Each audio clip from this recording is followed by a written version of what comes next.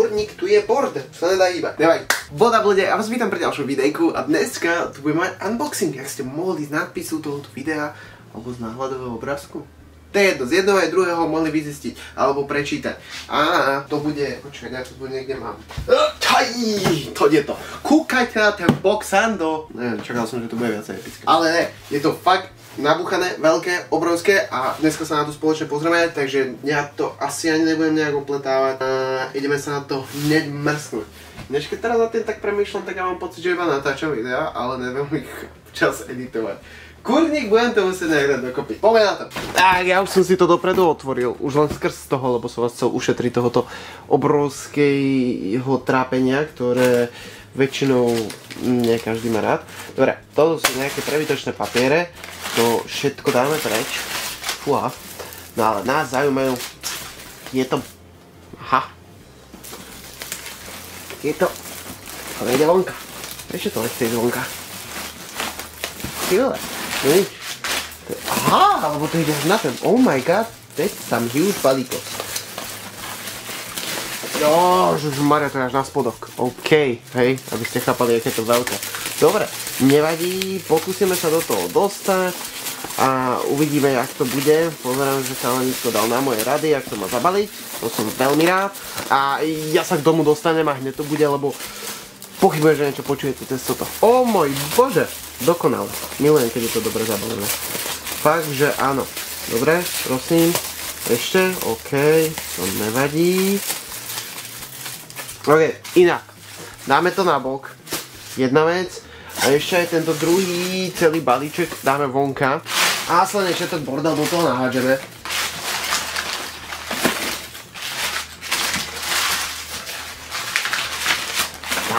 Perfektne. A môžeme to dať bokom. A teraz sa na to môžeme už plnohodnotne vrhnúť, kedy to už asi aj otvorím a myslím, že som sa aj do toho dostal. Parádička. Výborne, toto som presne chcel. Počkať, sekundu, ja to asi... Maria, páska, môj úhlavný nepriateľ. Konečne sa k tomu dostávame.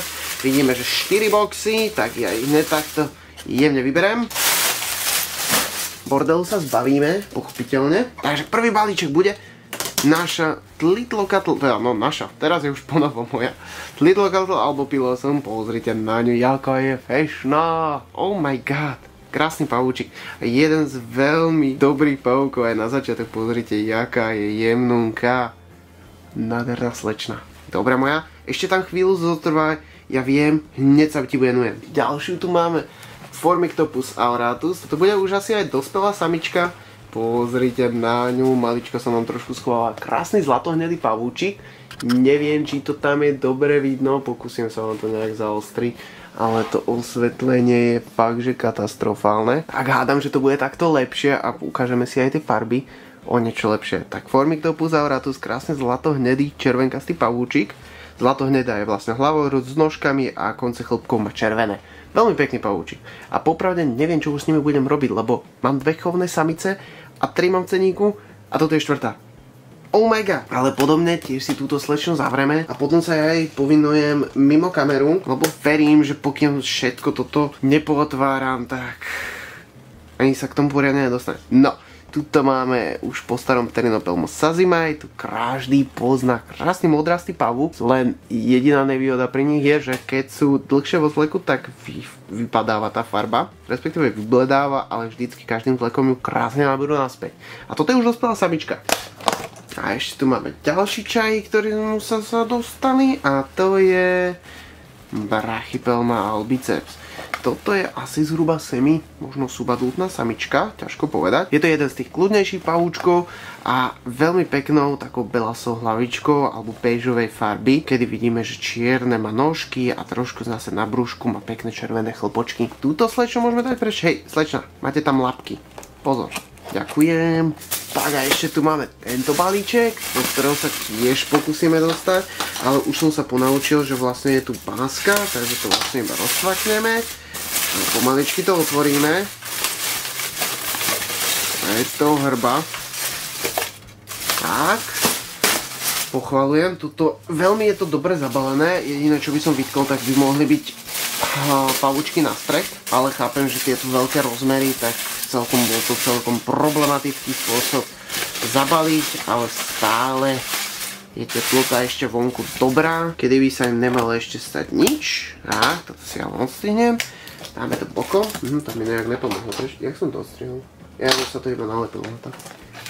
OK, to nevadí.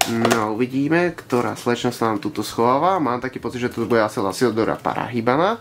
A to bude veľká samica. Ježišmaria, ty si obor. Fú. Dobre, slečno, teba ani vyberať nebudeme. Nie, určite nie. Pozor na labky, rovnako ako pri tej albicepske. Vždycky sme opatrní na tých pavúčkov, predsa mali svoj... Hej, pozor na tie labky, pravím, pozor. Tak, dobre, dáme tiež bokom. Obrovitánsky čaj, ktorého si asi necháme nakoniec, toho vám ani teraz nebudem ukazovať, ale ukážeme si ho nakoniec. Teraz tu máme krásnu Himalajánu. Popravde rod som zabudol a nejsem si úplne istý, tak nechcem trepnúť. Blbosť. Ale veľmi pekná dospelá samička a mám taký pocit, že táto aj zostane v chove určite.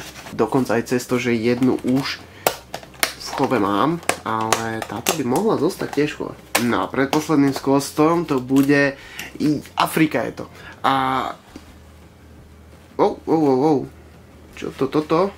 Všetko v poriadku? Dúfam, že bola iba prevrátená, ale vyzerá, že áno. Je to Hysterocrastes hercules. Veľmi krásna Afrika. Pozrite na ňu, dospelá samica. Vyzerá, že čerstvo aj po zleku. Mám taký pocit, že mi to aj pán písal. Takže veľká radosť. No, chcel by som niekedy odchovať tento druh. Akurát ja si myslím, že toto bude Hysterocrates gigas. Ono je celkom v nich dosť veľký myšmáš a dalo by sa na tom rozprávať celkom dlho. A je dosť možné, že to vlastne bude tak, že ani jedna, ani druhá vlastne, teda respektíve Hysterocrates hercules v živote nebol odobratý z prírody a nikdy sa do chovov nedostal v čistej forme. Takže určite to bude gigaska, takisto aj podobne moja bude asi najväčšou pravdepodobnosťou gigas, ale pri tej svojej jediné, čo ma odrádza, tak je nedastá farba, kde gigasky sú takéto čierne. A mám také zdanie, že sa blížime k poslednému pavúčkovi a to bude táto obrovská genikuláta. Pre pána Jana tá je obria. Jakože obria.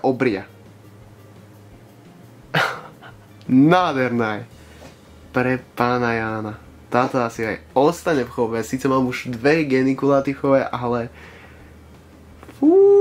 je obrovská a budem musieť ešte na ňou popremýšľať. A takisto môžeme vidieť, že tá farba na nej vypadáva, že je taká na oranžovela, že vlastne predsa len sa ho hovorí Brazilian White Knee, čo znamená v preklade brazilská biele kolienko, ale môžeme vidieť, že u nej je to skôr také bežové kolienko a nie je to tým, že by bola náhodou stará alebo takéto niečo. Je to presne kvôli tomu, že v tom zvleku už je dlho a tá farba pekne vypadáva.